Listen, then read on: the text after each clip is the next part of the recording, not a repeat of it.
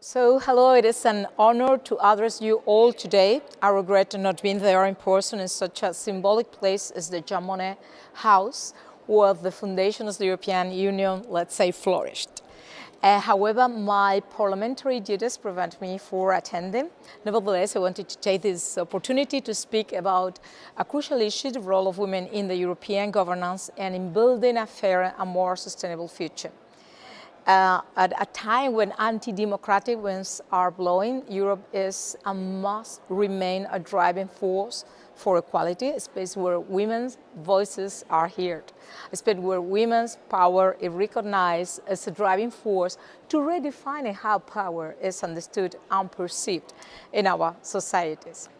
In order to participate, women, we need to have obviously equal rights and conditions to make these rights effective, meaning economic independence, to have a room of our own, and most important, to have also a time of our own, to our own time, to have our own time even to rule and to participate in this ruling. And to be able to build up a knowledge and an opinion which is not androcentric, meaning male is not equal to universal. We need a legal framework that guarantees equality and these pre-material conditions, and hopefully a world, a culture that value women creations, opinions, and not as is happening now when women are still killed, raped, or crucified just for being a woman. In the social media, most of the content undervalue women. That means at the end, less economic participation, despite we are the majority with university degrees, less well-being, and less participation in decision-making, also in building up a better Europe. The European integration process has been also driven by women who have worked tirelessly to ensure that gender equality is not just an ideal, but also a tangible reality. From Simone Veil to the first Commission on Equality, Helena Dalli, and many other women who have paved the way for us to be here today. In their name, together with other feminists in the European Parliament, we continue to fight with institutions to uphold and advance gender equality, especially now that, as we were saying before, we are facing a clear, strong and international gender backlash.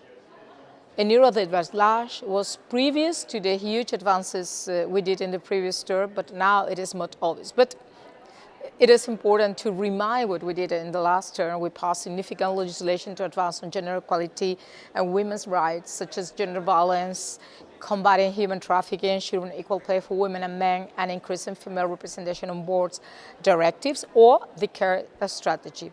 This term, we will look for the implementation of this legislation, also for advancing on what we call gender mainstreaming, that is not only equality policies, but also to bring equality to all policies and also to the whole political cycle, especially the budgeting.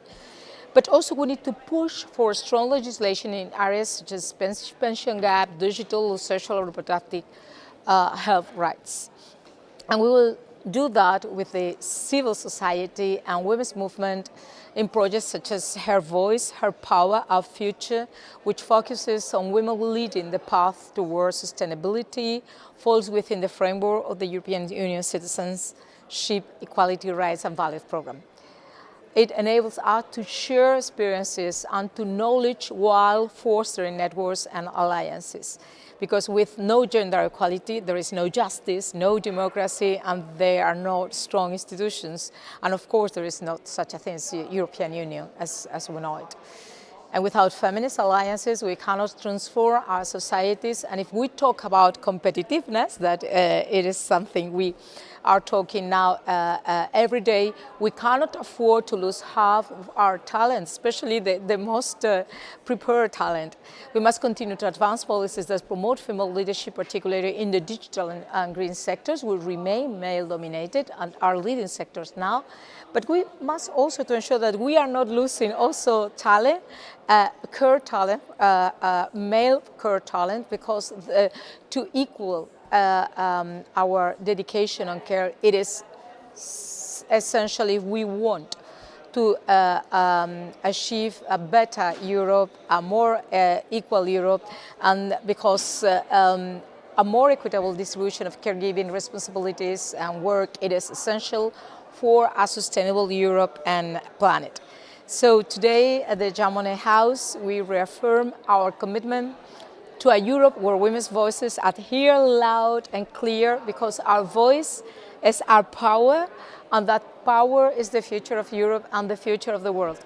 A more equal Europe will be a much better Europe. Thank you very much, and I hope to see you in person soon.